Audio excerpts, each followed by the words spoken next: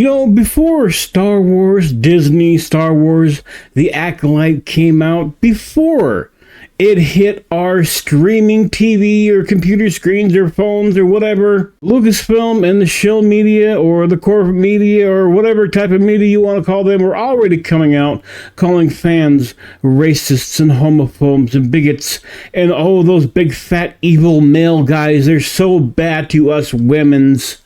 So we started off with things like Kathleen Kennedy coming out and saying a lot of women in Star Wars struggle with fan attacks because of the fan base being so male-dominated, where she continued to huff and moan about it was bad for the women's. Even though I don't remember a bunch of guys saying anything bad about women in general, just about your shitty characters. But anyway, and you had, let's see here, from Forbes, The Acolyte's 15% audience score is embarrassing for the audience scorers. Going on here to say that if you review this bad, you're not really a critic, you're just a homophobe and a bigot. And what do we have here? Another one from Screen Rant that came out, I think, today, 12 hours ago. Forget Rotten Tomatoes, newer viewership data shows what's really going on with The Acolyte, where they sit here and they try and claim that The Acolyte's numbers are so great and so wonderful, but don't have any actual evidence to pass them along to you, the viewer,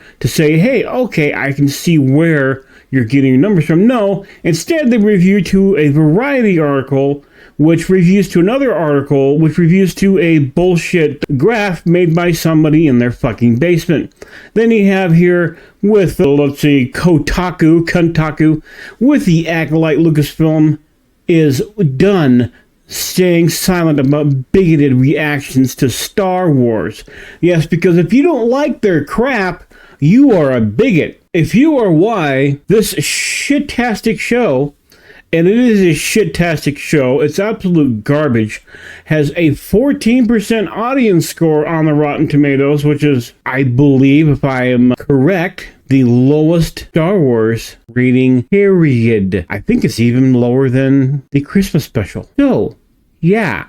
In that case, let's jump on in today's thing. Today, we have from The Root, of course it's from The Root, racists are review-bombing black-led Star Wars series, The Acolyte, despite high ratings from real critics. Because remember, if you're not part of the shill media, if you do not do what you are told from Star Wars Disney, from Kathleen Kennedy, from the bubble of the fucktards, you are not a real critic. Your opinion has no bearing. You do not matter as far as they're concerned, and they are finally really truly showing their colors in this area, aren't they? Once again, Star Wars fans show their true colors when a person of color or women gets to shine in a galaxy far, far away. Well, I can't speak for every Star Wars fan, obviously. I care how they're written. And it used to be where you couldn't really blame like the actress or actor or whatever, no matter what color they were or any of that crap. You really couldn't blame them for bad roles. You really can't. Or you couldn't anyway. Now you can. Now you can say, fuck off, you chose the role. Not only did you choose the role, you got hired because of your sexuality. And things of that nature, not because of talent. And then on top of it, instead of just being normal, or what the majority of people, I believe, would consider normal, and going out to the audience and saying something along the lines of, this one just wasn't my best, and I tried, but, I did what I could with what I got, hopefully next time you see me in something, you'll like it. No, they can't do that anymore, because, like I said before, if you think the shows are crap, you are a bigot, and they do not care what your experience with Star Wars is.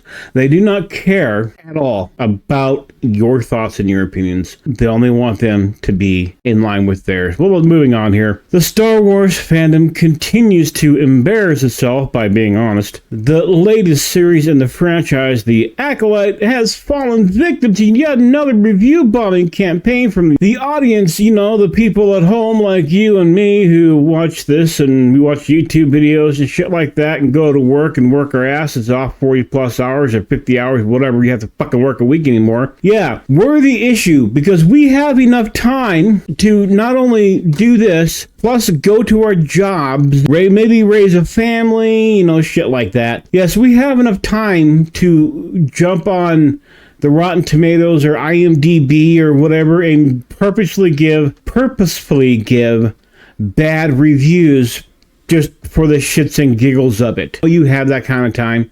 Or we have the kind of money to hire bot farms or whatever in order to make that happen too. We all can just do that. Bunch of fucking retards. Oh, let's see. What else I gotta say here? The prequel series, which stars... I always get her name wrong, and it's not on purpose. It just for some reason doesn't say right in my mouth, but Amandla Steinberg earned glowing reviews from critics, currently sitting at 84%, which they don't mention that that's actually gone down because it was sitting at 92 or 93%. Something like that a week ago? So that's going down too. Are they not real critics? The series has also been a ratings hit for Disney, standing as the largest debut for the streamer so far this year. Not ever, this year. And they've had some real bangers come out this year, haven't they? No, they haven't. But let's see here. What does this Bella person have to say?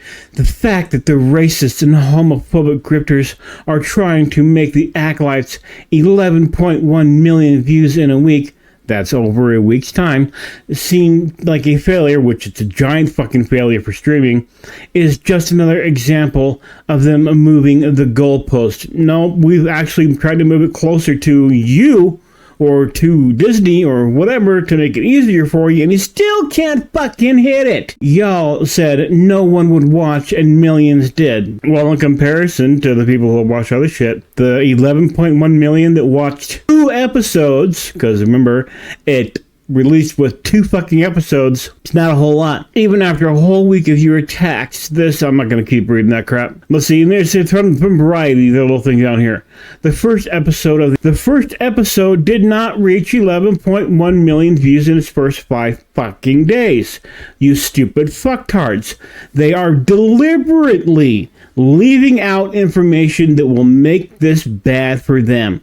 The first 2 episodes, because they were released simultaneously, reached the 11 million views in 5 days. Shows that reached 6 million views in 5 days, normally, in the olden days, would have been canceled right the fuck away. Back in the day when they made a pilot for a show, and they shopped it around, and then maybe ABC or NBC or whatever bought the pilot, they'd show it on a Sunday evening, they'd give it a week or 2 or even months, 6 months sometimes, and people would be like, yeah, you know what, we kind of like that, I'd like to see more of that. Then they'd make a show. If the show did good, they'd keep making. I kind of miss those days. What else do they have to say here? For years now, certain projects in the franchise have been review bombed. Yes, review bombed. Anything Disney, Star Wars, because it's a failure, is automatically review bombed, isn't it? Yes, that's what they're saying here. On sites like IMDb and Rotten Tomatoes, pouring in and affecting all the overall scores. Dedicated audiences have a right to have the original things honored. We don't expect you to be spot on, or at least most don't. And if you think they're going to be spot on with anything, you're fucking nuts. So you don't expect them to be exactly spot on. You just expect them to actually honor the source material. You expect them to not use what you would call your thing or your hobby as a way to spread their fucking messages. And that's all it's become, which is why Disney Star Wars especially gets the shit it gets. Because it does nothing but spread, I'm going to say it the drinker way. Steinberg opened up some about this when speaking to GQ UK earlier this month. There's a specific kind of Star Wars fan that's very vocal on the internet. They've called our show the Acolyte a fair amount, which I'm like, okay, what about it? See, they've gotten to the point now where they don't even hide the shit. They used to try and hide the fact that they are shit. They have absolutely no talent whatsoever. And let's move on here a little bit here. Again, this is not a new move for Star Wars fandom. Stars like John Boyega, so like I said, the majority of fans were on his side with that. And Kelly Marie Tran was not pushed off of social media by the fucking media. And the reported Obi-Wan star Moses Ingram faced relentless attacks. Yes, they literally picked out like 3 or 4 attacks out of the couple of thousand tweets and retweets about her for the show. And the majority of things they could point out was the fact that she was a shit actress. And she seemed cast because of her color and not because of her talent. So yeah, apparently, as usual, as per the normal MO, when it comes to Disney or Disney Star Wars or fucking damn near any goddamn thing now, if you don't like it, you are some type of ist, or worse, you're a white male. Anyway, I think I'm done ranting for now. So as usual, do me the giant favor of liking, subscribing, sharing, and commenting below. And let's see here. What's the question this time? Do you like the Acolyte? And you can like it for the same reasons I do. I think it's entertaining just to rip on it and know it's absolute shit. And it's never going to get any better. I'm okay with that now. I have gone beyond apathy for Star Wars. Now I just see it as a big, giant, laughable thing. So anyway, like I said, do me those giant favors of liking, subscribing, sharing, commenting below. And I will see you boys and girls, ladies and gentlemen, later on. Have yourselves a great, wonderful, and as always, prosperous day. Bye-bye.